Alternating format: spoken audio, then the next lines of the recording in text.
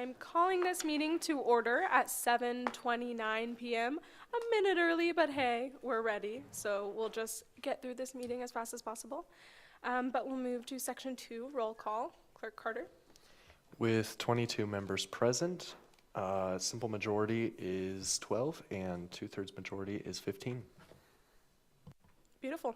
We'll move to section 3, introductions and reports, and we'll start with 3.1. There are no messages from the student body president, so we'll move to 3.2, report from the executive branch, Vice President Fawn. Good evening, everyone. I hope your week has been going well so far. So I just have a few updates for you all today. So today, President Howard, Director Arns, and I went to the SAC and K-Board meeting today. We discussed priorities for SAC and issues within our student governments. Some of these issues include parking on campuses, combating food insecurity, voting initiatives, and working with student organizations across all the Kansas universities. We also had updates from each university from the K-Board side of things. For Director Molinje, he just had a few things, so he met with Wichita Transit today about creating a supplemental chart for international students. They're still waiting a little bit to hear from Wichita Transit, but I will be sure to update you next week about that. He also is starting to brainstorm stuff for a mentorship program. So we're currently working on figuring out a program for international students, and he is planning to meet with the Associate Director of International Relations, Tanya Baldwin, next week on Tuesday. And then he had his own idea of trying to work with Shocker Support Locker to explore the possibility of combating more food insecurity for international students. For SOC Chairperson Chohan, Clarence and the Student Organizations Department is organizing the RSO Summit for all of our student organizations. In addition, we have a couple RSOs up for recognition that we will hear next week. So come next week, you'll have a couple RSOs that will be up for approval. We also have a couple open positions for our Finance Commission. We still have open positions for our engineering, health professions, out-of-state, military and veterans commissioners, among many others. However, we have done interviews for a freshman commissioner, so next week you should see their appointment on the agenda. And in addition, we just recently had a open position for Associate Justice open up. So those applications are now up on Shocker Sync. So if you know anyone that's interested in being an Associate Justice, please encourage them to apply. And we will be conducting interviews as they come in. For Treasurer Wing, she's currently working on processing the remainder individual and organizational funding for our first Finance Commission meeting this Friday. So we'll be going over all those funding requests, and hopefully we can get most of them approved and up and ready for next week's meeting also. Just one final thing for me, just a reminder that we're here to represent the students. We are not here to do our homework, so get off your phones, get off going on your group chats, and read the bills before you come to Senate. I think that's the absolute bare minimum that you can do, and represent your constituents. Talk to people, not just your friend group and everything, and be ready to speak on your opinions or thoughts on bills before we come to Senate. But most importantly, be respectful of others' opinions. We all have different views on a variety of different topics that we have come up in Senate, but I think it's really important that we be respectful when other people are talking, so don't talk when other people are talking, and just be courteous overall. But I expect you all to hold each other accountable. I'll be sure to hold you accountable, you hold me accountable, but that's pretty much all I have for you all. I will stand for questions. Are there any questions? Seeing none, thank you. Okay, we'll move to 3.3, report from the Speaker of the Senate. As our Vice President so eloquently stated, the Finance Commission is meeting on Friday this week to begin approving organizational funding and other funding requests. Pending the Commission's recommendation, those will go back to the Senate for their final approval as soon as potentially next week. And following the appropriations process, the Senate is kind of now in a little bit of an in-between period where we're slowing down a little bit more. This is a perfect time for all of you to be working on your legislation as we did in Committee of the Whole.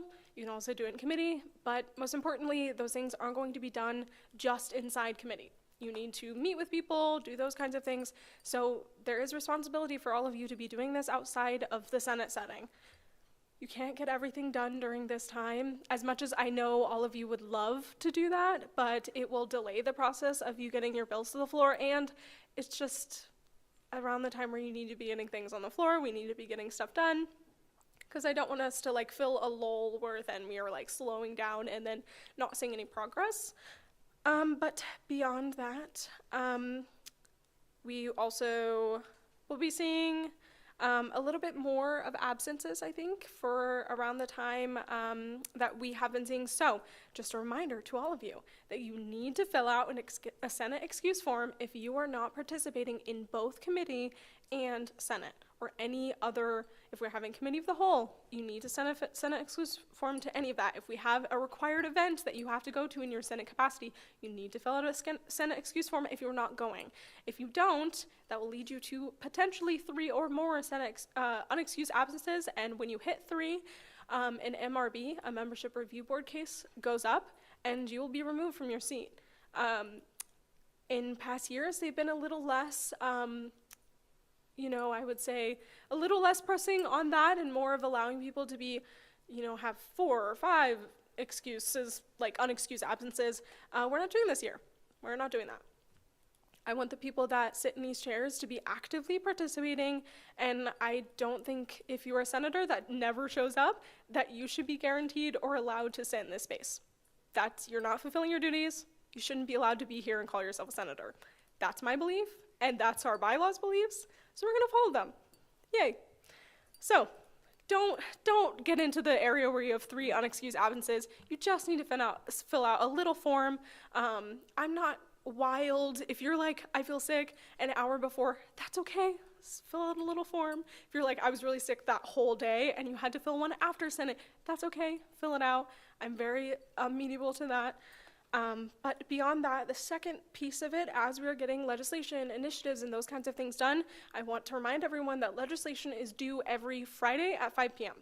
Before that, hopefully. I will not accept it the Monday of that week, and you saying, I want it on the floor this Wednesday. Nope, not happening. You'll get it on the floor that next week. It's just not possible for me and the way I do the agenda.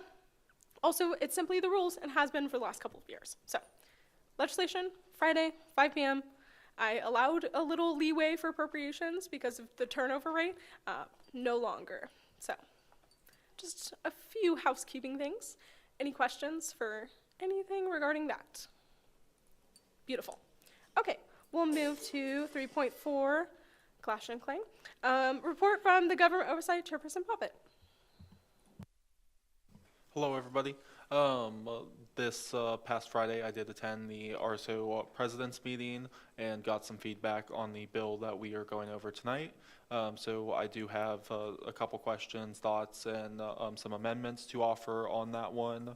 I would love your guys' participation and active discussion on that. Then as we look forward, Government Oversight Committee is going to be tackling a couple more things this year, and hopefully we will have some more bills for you guys next week. I have been partnering with the central office to make sure we get you guys a copy of the most up-to-date and accurate version of the bylaws, so expect that shortly. Thank you. Any questions? Seeing none, thank you. We'll move to a report from Academic Affairs Chairperson Grajeda. No report, but expect a lengthy one next week. Thank you. We'll move to 3.6, report from Diversity, Empowerment, and Inclusion Chairperson Haynes. Good evening, everybody. Yes, report, and a very lengthy one this week. So first off, happy Hispanic Heritage Month. Woo! So this week I have been very busy. So start off the week Monday. I met with Dr. Bobby Berry, the Associate Dean for the College of Applied Studies, and he's responsible for diversity, empowerment, equity, and inclusion on that end. So we discussed their new strategic plan that they plan on implementing this year. TLDR on it. They're looking at strategic hiring practices that reflect the student body, and then provide search committee training. So regarding like cultural sensitivity, implicit bias, those kinds of things. So they will arm people that they want on those search committees with those kinds of trainings. Additionally, they're doing professional development training regarding becoming a Hispanic serving institution using data-driven practices. And then thirdly, they plan on improving outreach and support for university-defined underrepresented students on campus by looking at like success rates, graduation rates, how long it takes students to graduate on average, that kind of stuff. Super interesting things. Additionally, to keep with the HSI theme, we met in committee today with Dr. Sarah Mata, the director of the Office of Hispanic Serving Initiatives, where she came to discuss and fully break down what an HSI is and where WSU is at with all of that. I will say we're really good on that from what she presented. And then my agency update, Black Student Union had their general meeting yesterday. It was a very lively one from what I've heard. Halo yesterday had their partnership with Campus Housing on their tortilla making event. I heard it was a pretty good one as well. And then today they have their Nuestra Cultura event currently happening right now. That is an event where they showcase Hispanic and Latinx culture across the whole like spectrum of it. So it's a pretty good event. It's happening right now. I would say go there, but we have to be here. So watch out for their Instagram story. And then ASC is having their Big Little Week this week. So also keep on the lookout for that. Spectrum is having their clothing swap, I believe, next week, as well as their swim event tomorrow. So if y'all can make it, please go. And then ISU is still busy planning their large-scale events, so their soccer tournament, their cricket tournament, Interfest, that kind of stuff. So that's everything for me. Any questions? Seeing none, thank you. We'll move to report from Student Services Chairperson A. Owens. Hello, everyone. For committee this week, we had the Director of Sustainability and Wellness from the Executive Branch come to our committee to discuss initiatives that we're planning throughout the semester. We also discussed and continued writing on the housing and parking resolutions that we were working on during the joint committee meeting. Those are in the team's general folder under Senator Bill collaboration section. So if you want to look at any of those sections, it's all highlighted based on who wrote it. So if you have questions about what they wrote or want to include more things, contact the individuals that it pertains to and who wrote those pieces of legislation. Other than that, we also discussed initiatives I had been planning to do with the advocate Wassinger about academic accommodations and professor accountability, and we continue to work with other people, especially the director of OSAT, Isabella Medea-Kaiser, about creating a survey to send out to students regarding accommodations and whether or not students feel as if those are being met properly by professors. We have about 10 of those kind of questions that will be on the survey written, and if anyone has anything they might want to add to that list of questions, just let us know. I'll probably put the questions we have so far on the teams. Other than that, in regards to absences, I would say I did end up last session creating a bill that introduced sabbaticals for all members of the 3 branches within SGA. If you are grieving or having trouble coming to meetings for any reason, I suggest that you contact Speaker Owens and also any advisors necessary. We're all here to help make sure that you can be in this room to the best of your ability, and if you need help because you're grieving or have any kind of necessity to leave because of something regarding like medical stuff, then you deserve to have those accommodations met. And so that exists for you to be able to serve to the best of your ability. I recommend that you do that. That's all. Any questions? Seeing none, thank you. We'll move to 3.8, report from the central office. Nothing tonight. Okay, we'll move to section 4. We're really flying through this thing. Good for us, y'all. To public forum and presentations. Public forum provides a chance for individuals to have the privilege of speaking before the Senate. This is a time for the association to listen to what the community has to say, and to that we offer our undivided respect and attention. I'd like to remind everyone that although we allow the speakers the privilege to use this platform, the opinions of the speaker do not necessarily reflect the opinions of the association of the university. Is there anyone who would like to speak in public forum today? Senator Mallard.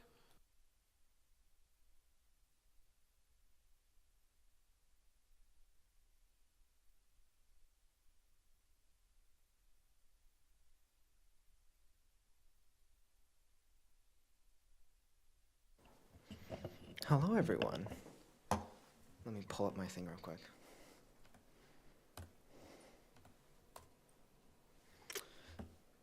So, I just wanted to give a quick update on the geology department as a whole. So the WSU Geology, the WSU Geology Department and Geology Club is hosting its second annual Environmental Science Career Expo on November 7th, 2024.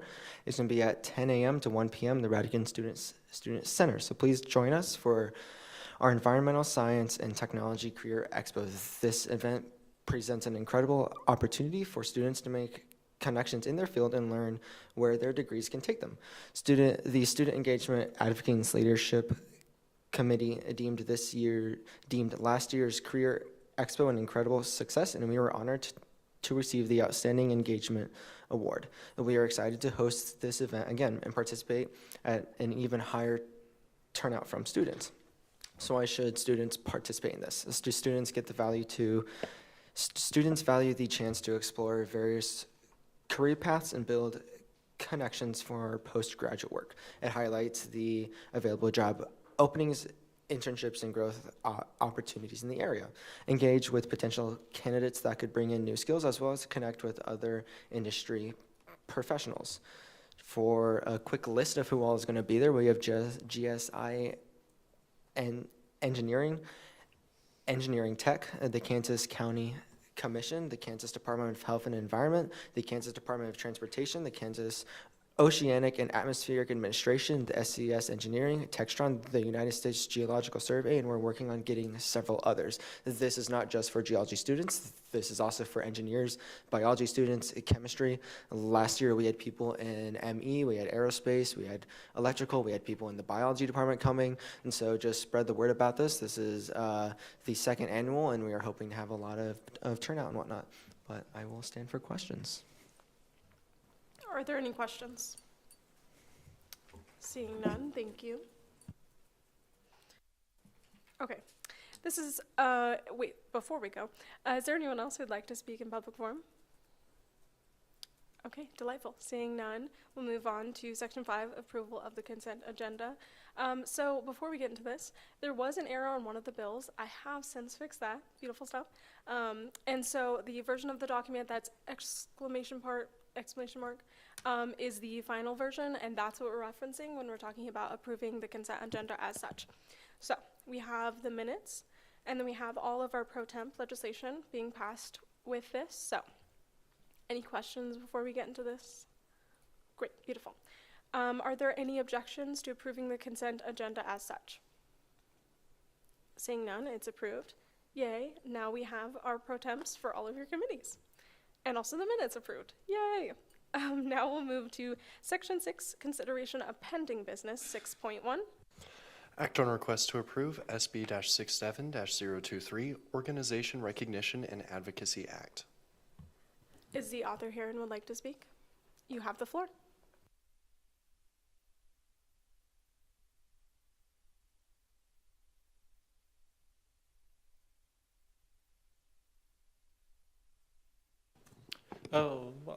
I kind of already talked to what this bill entails and everything else that's included in it. There were some feedback offered, such as clarifying language on how long organizations must abstain from the council after they've hit their 2 consecutive term limit. And then clarifying language on what happens to seats if not enough applicants of a certain tier apply.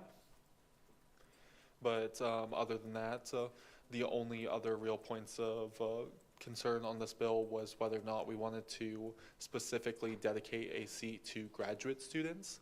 And I'd love to hear some feedback on that one, or specifically graduate student organizations. And then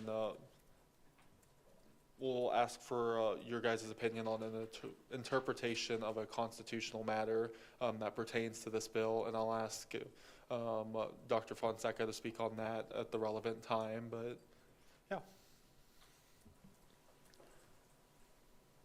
Advisor Fonseca, would you like to speak at all on that? Yeah. Just so people can ask you questions. So there was a point that was brought up. Well, first, hi, good evening. Thank you. There was a point in the bill that was brought up specifically talking about whether or not the change of who can approve student organizations, whether that can be given to someone else. The Constitution states that one of the duties of the Senate is to recognize organizations.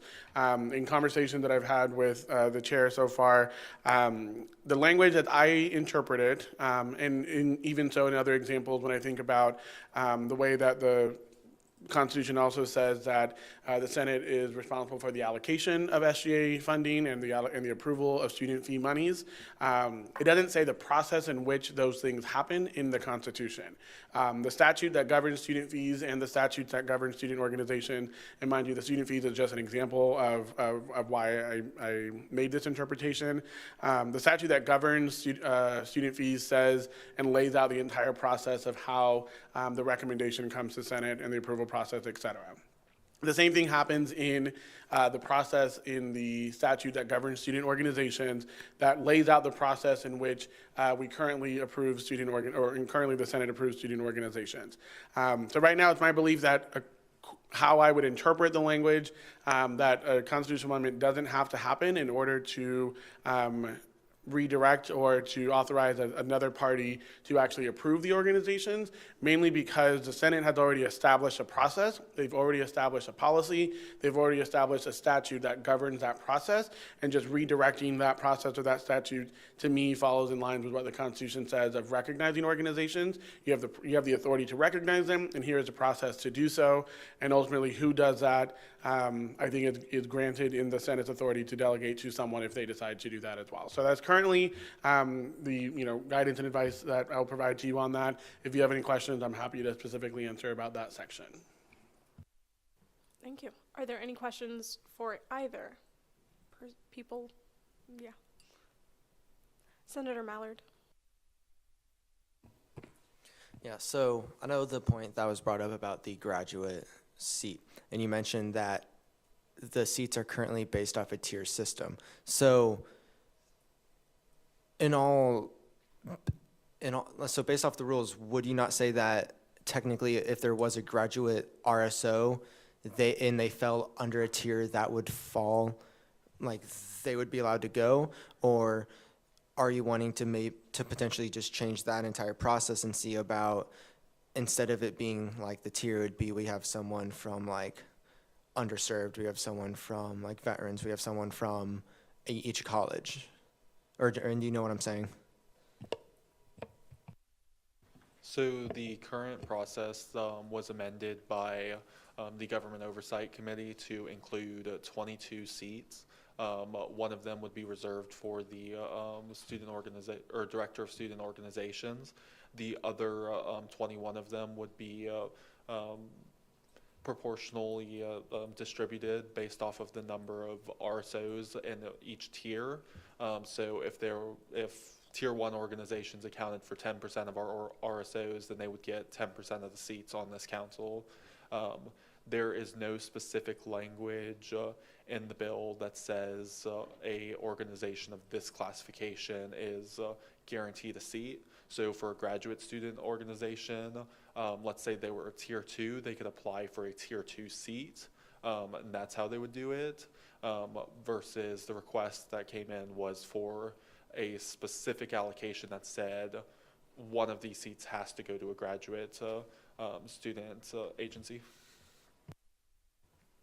Any other questions? Senator Hatch. Yeah, I was just kind of wondering if there was any, like, could you go through your reasoning as to why the graduate student would be given an extra seat and the other identity-based categories would not be prioritized for that? Like I said, it was a recommendation.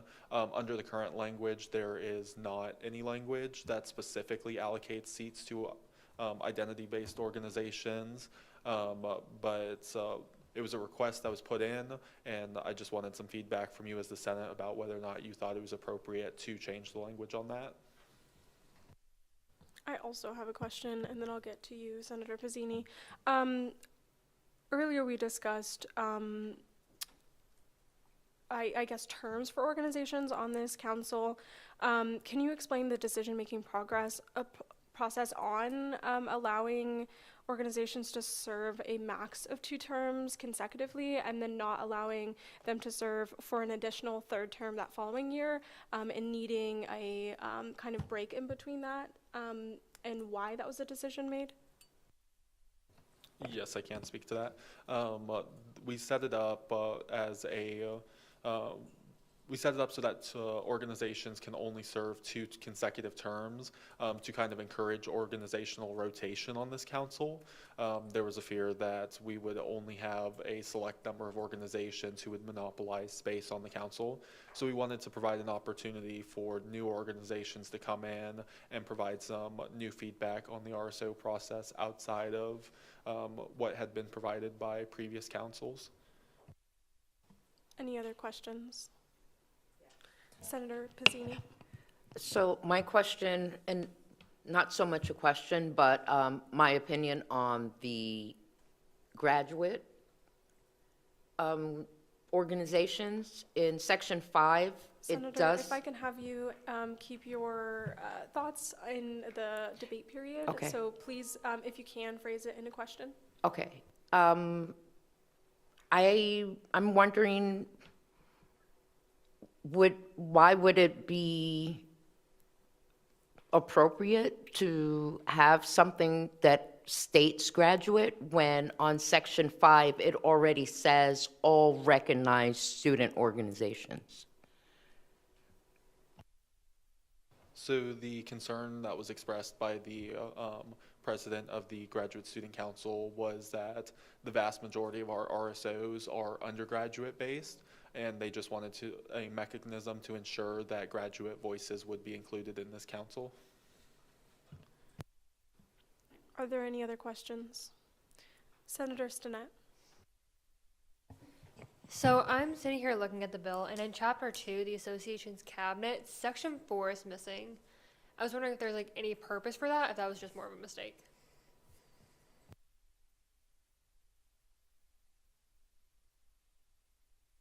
Give me 1 second on that.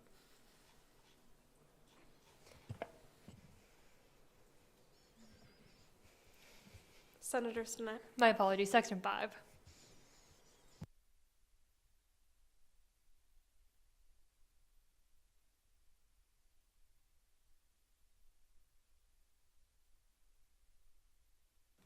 For easy reference, I'd be around page 40.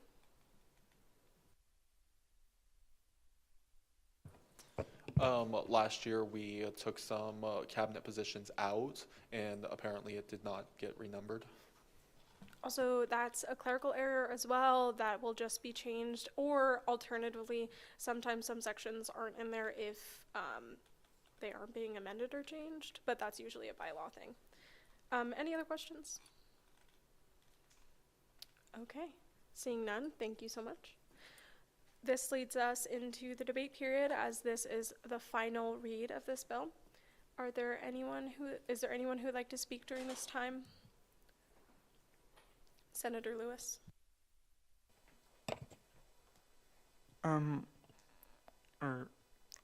like to propose an amendment.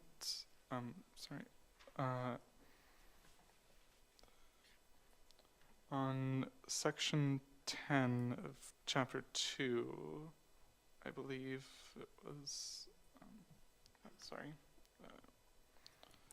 you used tenants instead of tenets.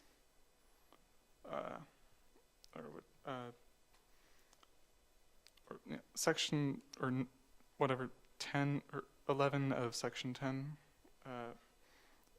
I'd like to amend it to read, enforce the tenets of the student organization handbook instead of enforce the tenets of the student organization handbook. And if this is a clerical error, that can also be changed post-production. But is there anyone who would like to second that amendment? Okay, seeing one, we'll move into the debate period on that. Is there anyone who'd like to speak on that amendment itself? Chairperson Bobbitt? Yeah, it does look like a clerical error, so in support of the amendment. Okay, with that, I'm just going to close the debate period unless anyone's really wanting to speak on this. And we'll go into the voting period. All right, everyone will have to turn it on and then double press A to get the clickers registered.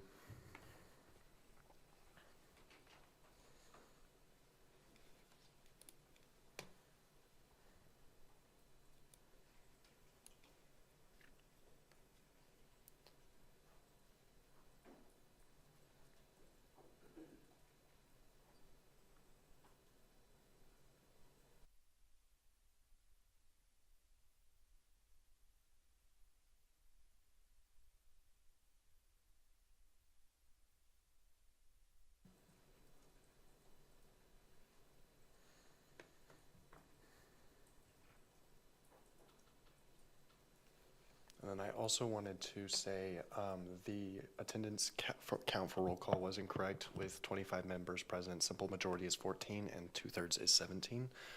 With that said, the motion passes unanimously.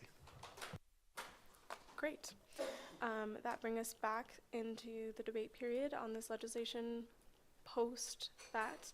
Chairperson Bobbitt? I would like to offer an amendment to Act 2, Chapter 9, Section 2, Composition, under A. Repeat all of that really quickly. Okay.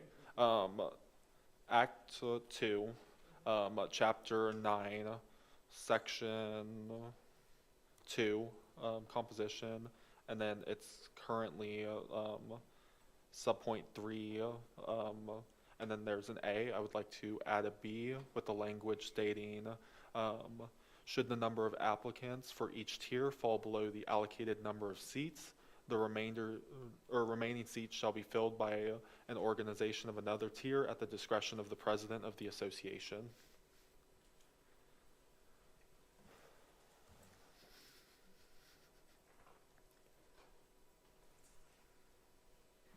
Advisor Fonseca, do you need that repeated? Okay, beautiful. Is there a second for this amendment? Seeing multiple, we'll move into the debate period. Would you like to speak on this motion? Chairperson Bobbitt? Yes.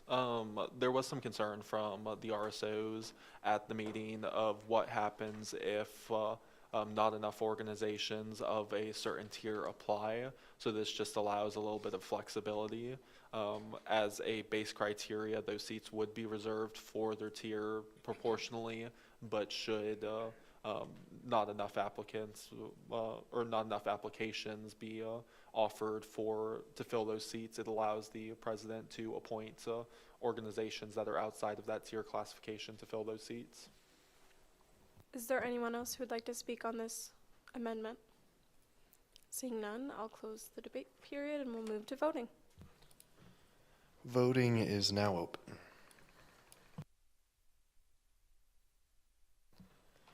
The motion passes unanimously. Beautiful. Is there Chairperson Bobbitt? I would like to offer an amendment to the same act, same chapter, under Section 3, subpoint 3. I would like a subpoint under that that reads, eligibility to serve on the SOC shall be reinstated after a period of 1 semester. Is there any seconds for that motion? Seeing multiple again. We'll move into the debate period. Would you like to speak on your motion? Chairperson Bobbitt? Yes. So although it's kind of implied by the section earlier that states that terms should be 1 semester, there was a request to just clarify exactly how long an organization must abstain from the council after they've hit their 2 consecutive term limit. So it just goes back and clarifies that point. Is there anyone else who would like to speak on this motion? Seeing none, we'll move into the voting period. Voting is now open.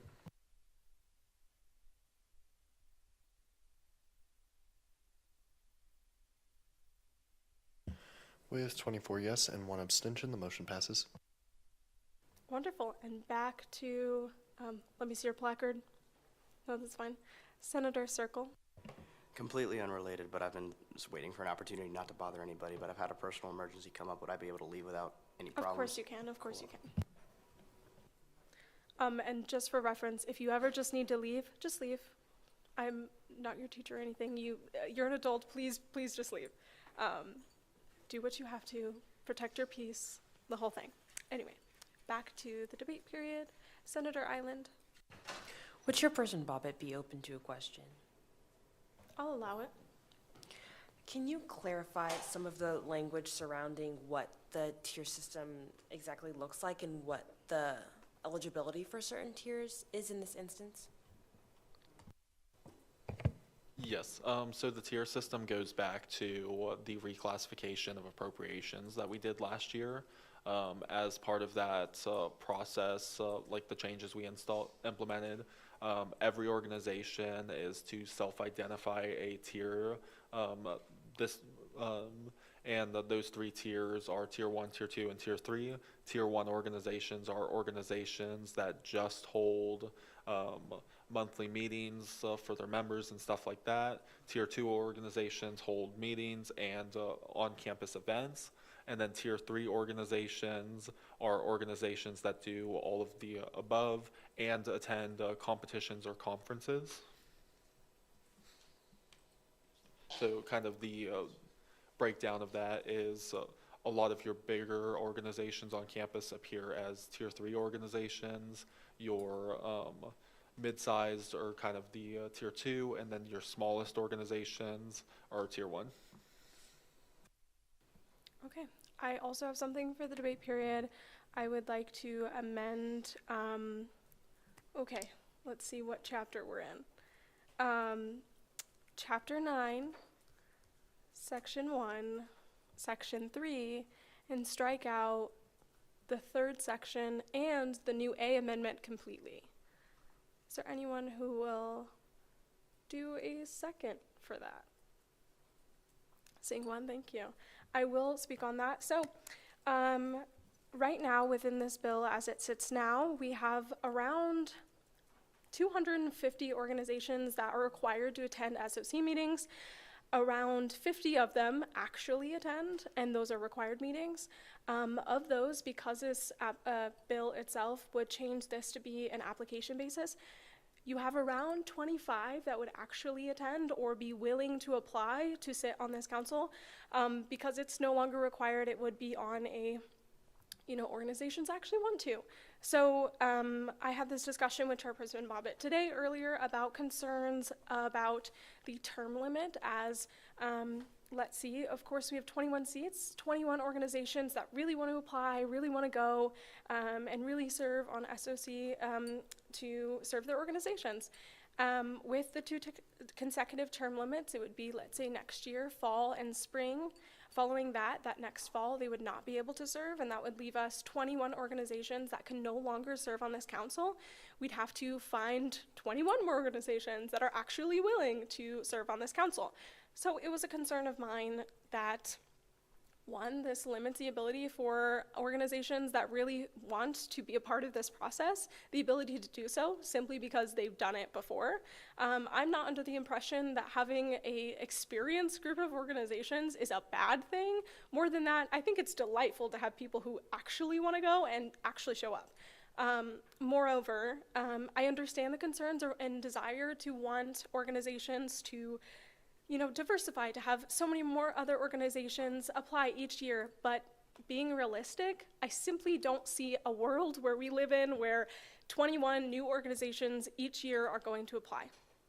I don't find that realistic. Out of 250, 50 regular attending required meetings, I could see around the 21 mark, which I think is a fantastic number for seats, which is why I wanted to strike that completely, because I don't think a term limit is necessary. I think additionally, because they're application basis, the people who process those applications are more than capable of deciding whether or not an organization needs, like a new organization should be considered versus another one who served, let's say, the last 4 years. That is entirely their jurisdiction, and I don't believe it's our decision to make that, and I don't want to sit us in a position where we kind of don't have a council at all, because 2 semesters from now, none of those organizations can apply again. That's just my thought on this amendment, but if anyone else has any feedback or thoughts during the discussion period. Senator Bobbitt, or Chairperson Bobbitt, sorry. I'd like to speak against the proposed Point amendment. of order, don't we need a second since it's an amendment? There was a second from Chairperson Grajeda, which is why I processed to the debate period. Otherwise, we would not have gone forward, but thank you so much. You may proceed, Chairperson Bobbitt. Okay, I'd like to speak against this proposed amendment. Well, in the conversations I had with both the executive branch and organizations, we wanted to be very deliberate about the language, and it was very important that we provide an opportunity for rotation. And then within the SOC Council, we did ask organizations who'd be willing to sit on this and kind of contribute the time. And we did have a large number of organizations indicate that they would be willing to serve. I've had many organization presidents reach out to me asking how they can get involved, how they can make sure that their organization gets a chance to be a part of this process. And I have full faith that out of the 250 organizations on campus, which that number is growing every day, we can find 21 of them willing to advocate and support all organizations on campus. Is there anyone else who would like to speak during this time? Senator Lewis?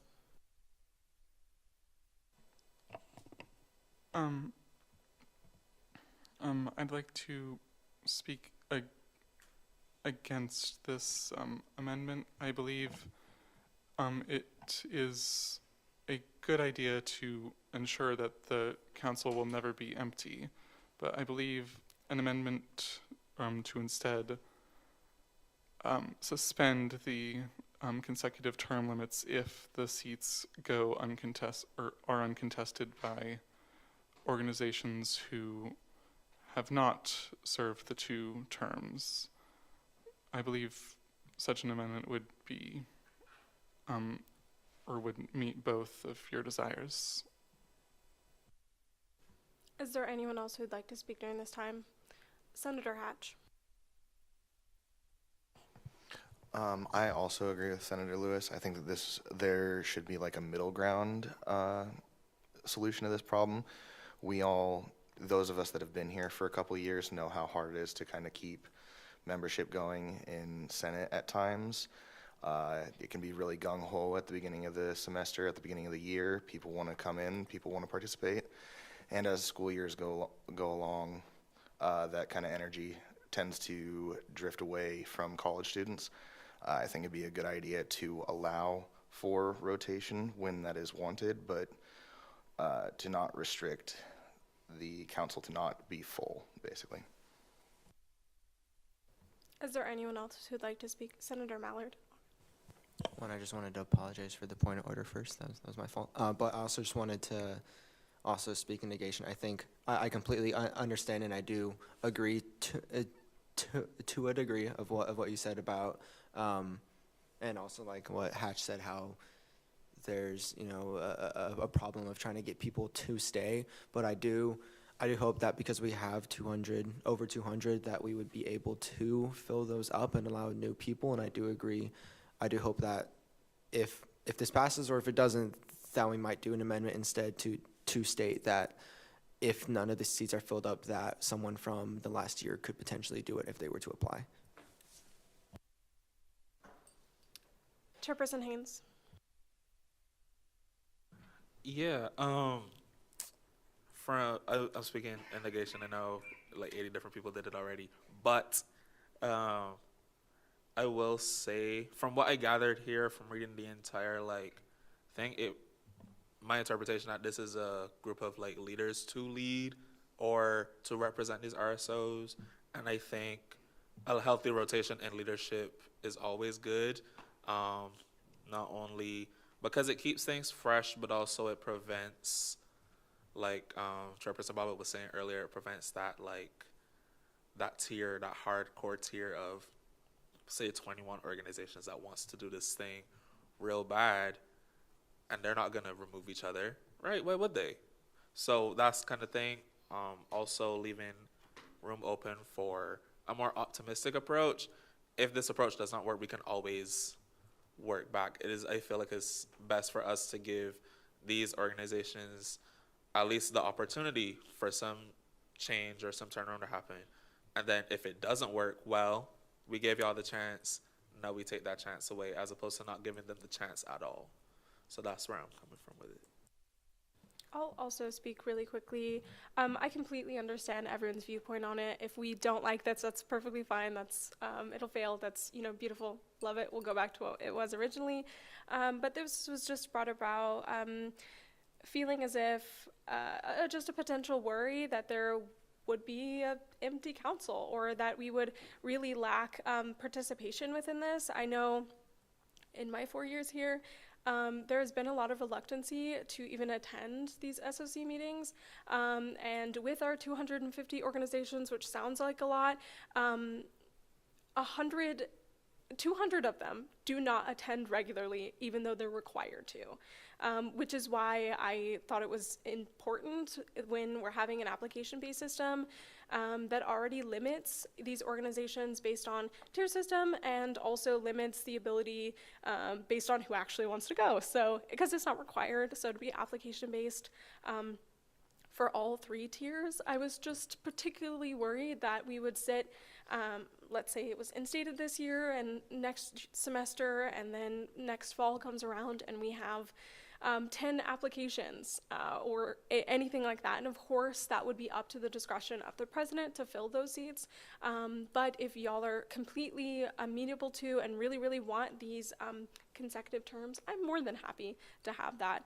In the future, obviously, if there is an issue, this can be removed as well and amended out.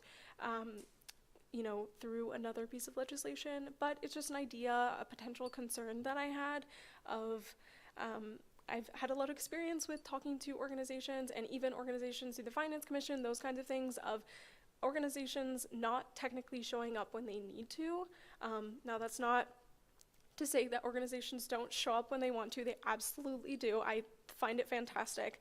But that organizations that really want to show up every year, I feel, should be able to do that and not have to not be able to for one semester because they really love representing this campus and they love to serve on this council. That was just my potential view, but is there anyone else who'd like to speak also on this? Okay, seeing none, we'll move into voting.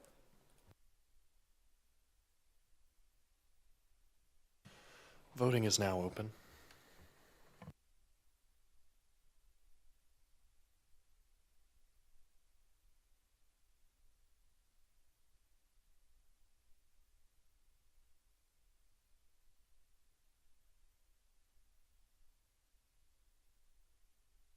Waiting on one more, if you could re-click your choices. Okay. With 8 in favor, 9 against, and 7 abstentions, the motion fails. Okay, that brings us back into the debate period on the legislation itself. Senator Mallard. I'd like to propose an amendment to Act 2, Chapter 9, Section 3, subsection 3, whatever that letter is, because I believe we had an A or a B. I don't remember, but organizations may apply to be oh wait, I'll speak a little slower, but organizations may apply to be council members after their 2 consecutive terms if the 21 seats have not been filled at the discretion of the president. Is there a second to this amendment? Okay, seeing many. Would you like to speak on your motion in the debate period? Yeah, I think we debated a little bit where if it is not filled, we obviously want the seats to be filled, and if someone has served on it beforehand and went through the entire term and did not leave, they are more likely to want to apply again. And if there's a chance that, 1, we don't fill it up in the first 21, 2, if we don't fill it up, if perchance, if Tier 1, Tier 2, or Tier 3 did not fully fill up and they wanted to then ask the president again, so like if Tier 1 and Tier 2 and Tier 3 were full, so now Tier 2 had like 2 less, and you guys know what I mean. But then that way, if someone from the previous term then said, okay, it's not fully filled yet, now we can ask the president if I can serve again, just so that we can get that fully filled. Obviously, if you do not like the language, I'm open to a friendly amendment to that, just to make sure that it is worded properly. Is there anyone else? Chairperson Bobbitt? Comment and then thought. Perhaps instead of putting that on A, maybe moving it to a B, just to break up those kind of lines of thought. And then my kind of thought on that is I hate ambiguity. So in the event of unfilled seats, what comes first? Do you allow different tiers to fill the seats, or do you allow people who had previously served to fill seats? Senator Mallard? Can I make a friendly amendment to my amendment or adjust it? You can try. Tell me what it is. So organizations may apply to be council members after their 2 consecutive terms if I would possibly like Bobbitt to correct me on this terminology, if the previous tiers were not fully filled by the president. You know what I'm trying to say, that then afterwards they can request at the discretion of the president. I don't know how to word it, but I know you know what I'm trying to say. Okay. Advisor Fonseca, read me the amendment as is currently. If you please have it. If you have it. I don't have the second half, so I'm just going to read you what it currently says. Organizations may apply to be council members after their 2 consecutive terms if the seats are not filled at the discretion of the president, period. So what I'll say now is work it out, get it nice and, eloquent, and then I'll entertain anything from there. While we do that, if we can give them the courtesy of talking it up in the debate period to give them some time. Chairperson Bobbitt? Perhaps the language should say limits on, or restrictions on term limits may be waived at the discretion of the president if the total number of applicants is insufficient to fill all council seats. Okay, I'm going to speak during the debate period. I got you. So I think this is a wonderful middle ground. I think issues of potentially having an empty council can definitely be an issue, or an issue of so many people wanting to join the council that a lot of people don't feel like their voices are heard, or that the same amount of people are constantly being filled, and they feel like there's like kind of a permanent 5 members that they're like, hey, we want to join too. I think this is great. I'd be definitely in favor of potentially doing a kind of situation with the tiers to kind of keep it similar with the general thread we've gone on to now. But I think if the president had this pool of members who are already experienced members, who have already served on the council, who have already done all of the work, who have attended all the meetings, and they have the ability to, if the council isn't filled, to go to that experienced pool of members and say, it is not full, we have like 4 more seats. Would you 4 organizations love to, or like opening it up to all of those members and have them apply after that? I think that's beautiful and great. It's never bad to me to have experienced members within a group of people who, you know, may need support in certain ways. But I think that's fantastic. Also, it would eliminate the ability for members to kind of just take over the council every year, or for, you know, like the same general organizations to be the only ones representing the students. So I think this is a wonderful middle ground. And if anyone else has something, okay, Senator Mallard. I just wanted to make sure that it was amended to what Bobbitt said. We're good? Awesome. Can I have that read for the body? I think this is what I got. Restrictions of the term limits may be waived at the discretion of the president if seats on the council are vacant. No? I don't know. Chairperson, My bad. I'll allow Chairperson Bob. Yes to the first part, if the total number of applicants is insufficient to fill the seats. I've got a question about this amendment. So if applicants are at 22 and then 4 people drop, would that technically leave us at a position where the applicants are enough so that we can't fill those extra 4 seats even though the chairs are empty? Chairperson Bobbitt.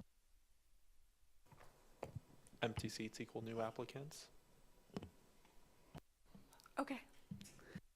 Are there any questions or anything about this amendment? Thoughts, concerns, clarifications? Senator Island. Just a brief point of clarification. Would this amendment mean that, like, the significance of tiers would dissolve if, like, these seats were empty? So would the allocation of seats to certain tiers still be in effect with empty seats, or would that just mean that it's kind of a free-for-all in that instance?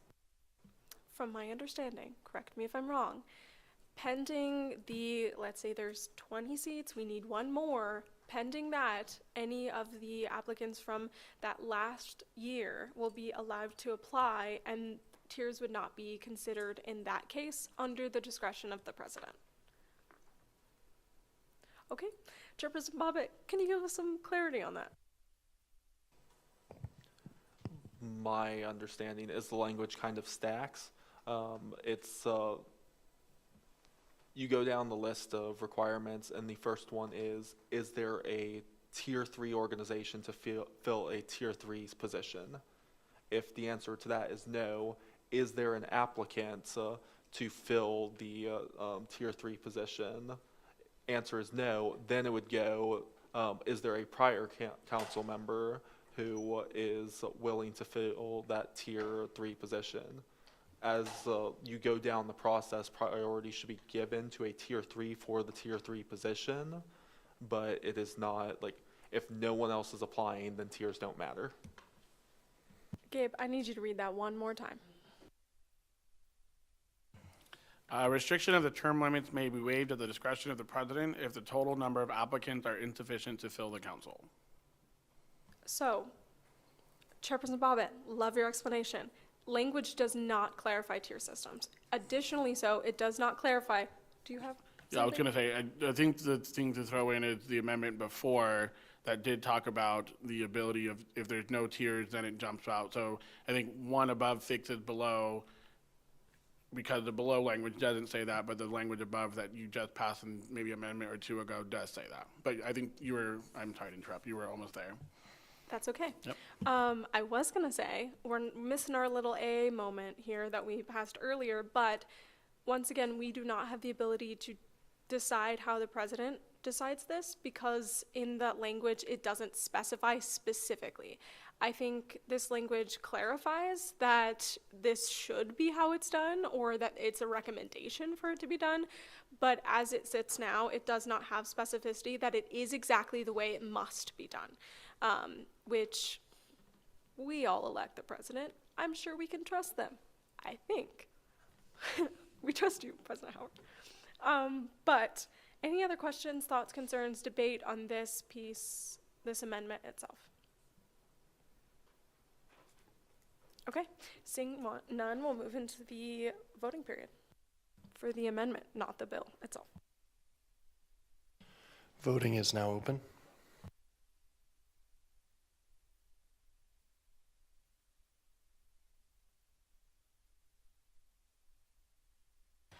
Motion passes unanimously. Yay. Now, we'll move back into the debate period. Is there anyone who'd like to provide amendment? Okay. Chairperson, okay. Discussion, amendments, those kinds of things. Chairperson Bobbitt. I think now would be an excellent time to get some final feedback on the graduate question, and I would welcome opinions from everyone involved. Thank you. I have something to say about that. And then we'll get to both of you. So we had a discussion earlier about this seat as well, and it was proposed potentially, and I know this was discussed earlier by Senator Mallard, of why just one college and not all the colleges being represented. Obviously, that would be a little bit different because we'd be adding tiers and colleges, and that's a lot of things to be adding for one thing.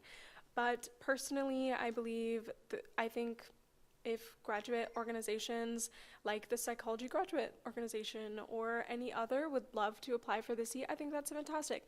I know we have very few of the 250 organizations we have very few graduate organizations. So making sure that they are in that seat would be wonderful, but also if none of them want to apply, what do we do then? So those are just discussions that I think we should be having at this time. So I'll open up to anyone else who would like to speak. Senator Mallard. I personally would be against it. If you look on Shocker Sync, we have 268 now. I think that's right, of orgs, I think. But then of those, it's only 5 of them are graduate, and that is a very, very, very, very, very low percentage. And I'm not saying that they shouldn't be represented, but the graduates do fall under a tier. And if there's a chance that we have this whole process again and there's not enough people, the graduate people can then apply again. We also have the problem of if we do just say only graduate, like we have a specific seat for graduate students, and then if only one graduate student applies, and now for the next 4 years it's the same graduate student because none of the other ones want to, and then it gets into the problem of other orgs being like, well, he has a specific spot, why can't we? Because we're underrepresented. And I would like to be able to actually prove, because the past 3 years we haven't had an LGBTQ one, right? Or whatever. I think I understand where they're coming from because they want to get representation, but I feel like we run into the problem of every single org wanting a representation throughout the years. I just will say one thing for clarity, that this would be a graduate organization specifically that would be sitting in this seat. So if I Heart Gabriel Graduate Club existed, then they would be guaranteed that seat if they apply, or another organization that is a graduate organization specifically for graduate students, not a graduate student themselves. Has to be an organization for graduate students. So the Psychology Graduate Club, they would be allowed to apply. And I agree there is a very few amount of graduate organizations, and I think that's the point for this seat, is to make sure that they are represented.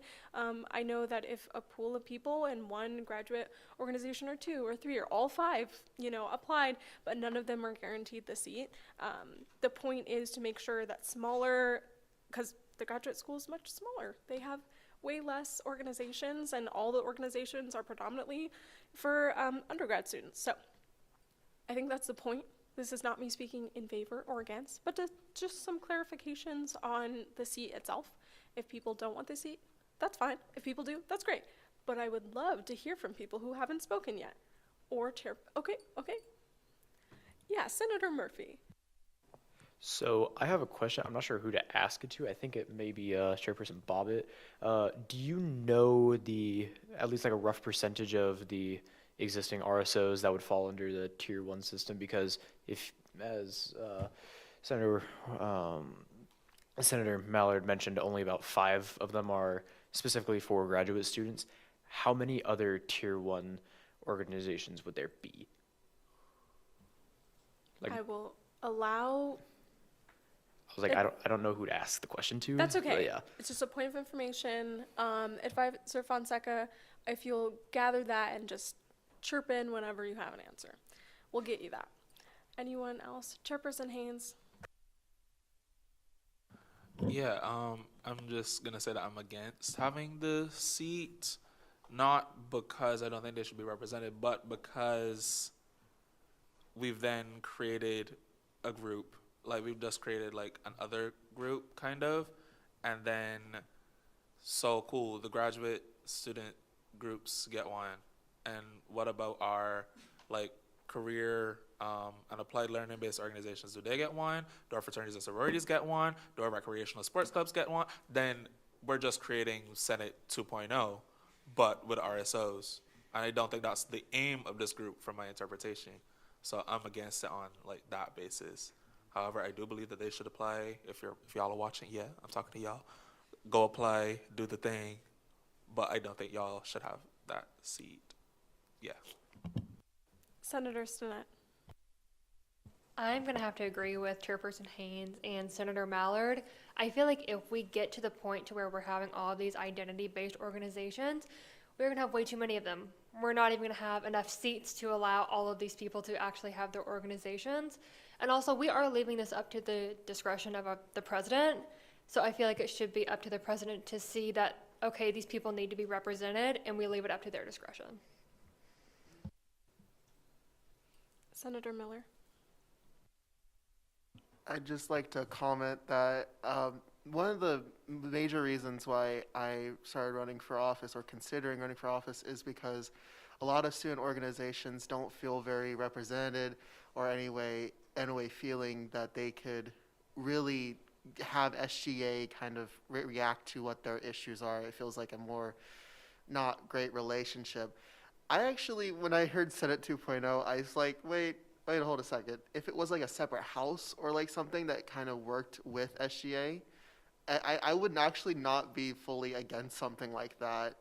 I think it would actually benefit in actually fostering better relationships between our RSOs and our and SGA. Is there anyone else who would like to speak on the bill at hand? Vice President Fawn? Yeah, so I'm kind of liking how the bill is looking right now with all the amendments we have. While the concern that organizations may not feel represented, I think this bill addresses some of those concerns with allowing organizations to be more represented and have more of their concerns heard, while eliminating the need to have over 200 people being forced to go to a meeting that they may not want to go to. The one thing I kind of want to hear a little more discussion on is meeting twice a week, not twice a week, twice a month, too much for organizations, or are we thinking it's a perfect number? But that's just the conversation piece that I was looking forward to hearing a little bit more about. Senator Lewis. Point of information, how does a graduate organization exclusive seat interact with the amendment that we just passed? I will leave that either up to Advisor Fonseca, or I will throw it back to the author if Chairperson Bobbitt would like to answer. Chairperson Bobbitt. If Gabe has a better opinion on this, I'd love to hear it, but my opinion is that they would exist in different sections of this like proposed change. The graduate requirement would come in the either the Section 3 appointments, which would then have it interact, or the other place it could be is Section 2 composition. So the question would be, where do you want to place it? If it's composition, then it would supersede everything, because it would say that seat has to be a graduate seat. Whereas if you put guidance under the Section 3 appointment to the Student Organization Council, you could leave wiggle room on whether or not it is or isn't a graduate seat. I know in the conversation I had earlier with Dr. Fonseca, perhaps including language that says every attempt should be made to have at least one graduate student organization. That leaves us the wiggle room to not have one if one doesn't apply or other reasons, but at the same time, it indicates a preference for that representation. Thank you. For future reference, if you have anything to say about graduate students and there is not an amendment present, I don't want to hear it. If we're gonna do this, let's do it. If we're not, don't. I love all of your feedback. I think it's fantastic. I think we have a general vibe of what the room wants and what does not want. So if someone wants to propose an amendment, this is the time to do so. If you don't, then we're not having a seat, okay? We just need to get together and be done with that piece. But moving on, is there anyone else who'd like to speak about the bill itself before we move into the voting period? Okay, I have something quick to say. So I think we've been talking about little pieces of the bill. I'd like to talk about the bill itself. I think it's a fantastic idea, and I think we should pass it. I think this is amazing. I think SOC in general there's been a lot of problems. I think a lot of organizations feel like they're not being represented, even though they represent themselves in that space, because there hasn't been enough warrant to want to go to those meetings, feeling like their voice actually matters, feeling like they're being talked at meetings instead of representing their organizations at those meetings, and feeling almost like they're not really participants in their own representation. And I think this is a fantastic way to meet organizations in the middle and say, not only do you not have to go to these meetings if you don't want to, but also, if you want to represent yourselves and you've been saying, I want to represent myself, I don't feel like I'm represented, then do so by applying. And I think this is a fantastic middle ground. And that's my thoughts on this. Any other thoughts before we end debate? Chairperson Haynes?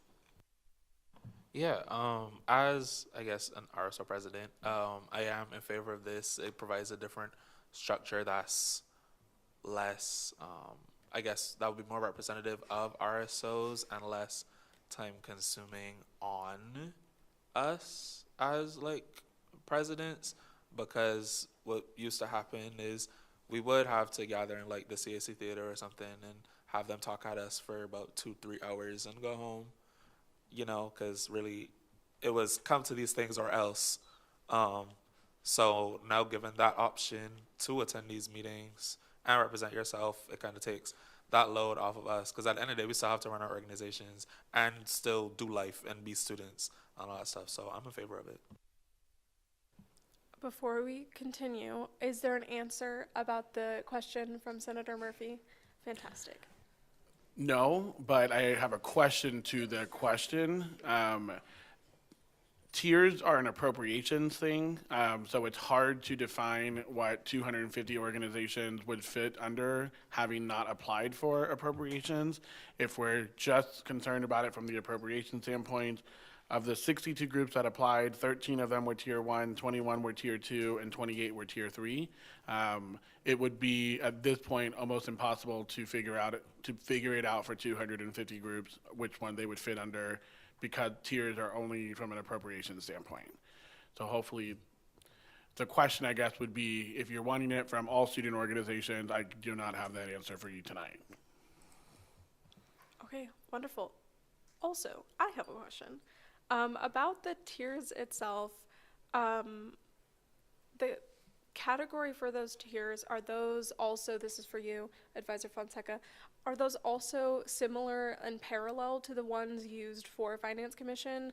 And are all 250 organizations going to be fit under those tiers automatically or based on application? If anyone, Chairperson Bobbitt, do you want to answer that as well? I feel like that may be a Bobbitt question. So, remind me of the name of Clarence's supervisor. Sorry, what's the question? Sorry. Mallory? Okay. The kind of thought behind the tiers is not all of our organizations currently have identified that, and that is a result of, one, the appropriations, but going forward as organizations re-register, that is something we are looking to have them do. So our next batch of re-registration should be happening in December, and that will hopefully provide a lot more clarification on where every organization sees itself. And then I don't know if we extended that requirement, but all of the organizations going through org funding probably should indicate a tier. But there is a process underway to make sure all of our organizations do self-identify. The problem is that data is not currently complete. Okay. I'm going to close the debate period. Sorry about it. And we're going to move directly into voting. So you're voting on the legislation itself plus the amendments that have been passed, not the amendments that have failed. If anyone has any questions or thoughts, leave them till after the vote because we just need to get through it. Voting is now open.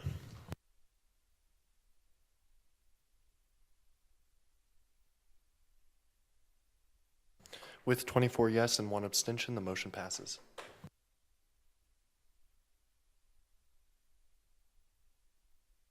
Beautiful, look at us go.